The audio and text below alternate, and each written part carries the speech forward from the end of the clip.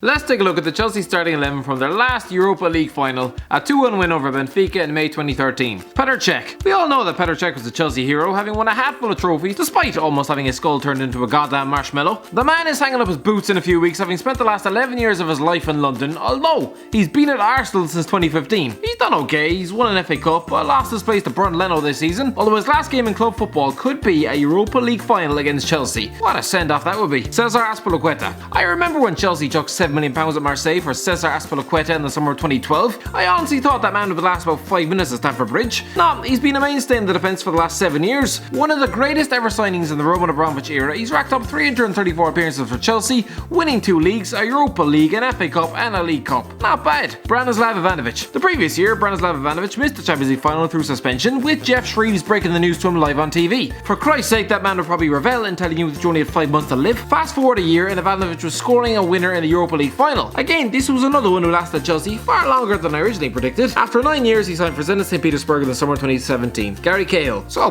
where's Gary Cahill? Stuck in the cupboard under the stairs, crying over how mean his manager is. Signed from Bolton 7.5 years ago, Gary Cahill has captained the club, won everything there is to win in club football, and yet he's still here whining. He's 33 years old and can't get a sniff in the first team, but lad, you had the chance to move to Fulham in January. Now, admittedly, a defender walking head first into that back four will probably induce nightmares, but still, he'll be off in the summer.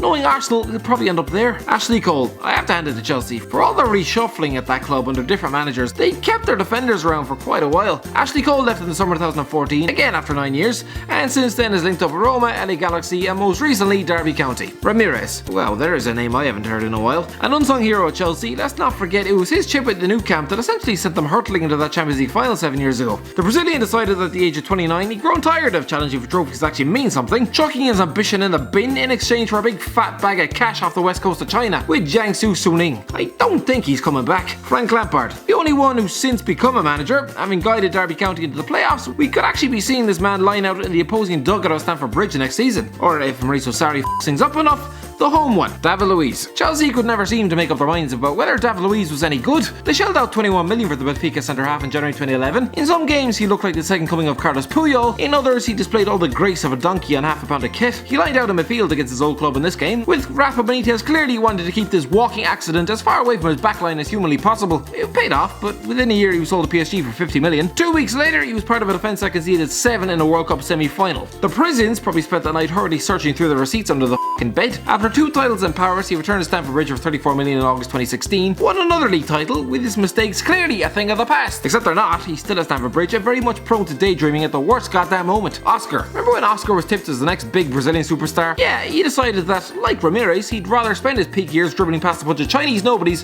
for a big bag of cash. In 2017 he signed for Shanghai, effectively waving goodbye to his international aspirations at the age of 25. Good God. Juan Mata. Having won 2 European trophies and an FA Cup in 2.5 years at Stamford Bridge, Juan Mata was very popular in West London. Sure, he was Chelsea Player of the Year 2 seasons running. And then Jose Mourinho happened. Within 5 minutes he was kicked out the door and into the open arms of David Moyes. Mata probably felt like jumping off a cliff. The Spaniard would be reunited with Mourinho at Man United. Surprisingly, he survived and has since added an FA Cup, EFL Cup and Community Shield to his honours. In 5.5 years at Old Trafford, that is a pretty pathetic trophy haul. Fernando Torres. This man was a strange one. He won the Champions League, scored the opener in this Europa League final, and yet was a massive Chelsea flop. The £50 million man was put out of his misery in 2014 with a loan move to AC Milan, where he scored 1 in 10. The champions of Spain, Atletico Madrid, ended up taking him back though, where he netted 38 in 160 games. In contrast, he'd scored 81 in 141 matches in his first spell. He's currently out the back arse of Japan with Seigon Tosu at the age of 35, where he scored 3 goals in 20 games. 3 goals in the Japanese league.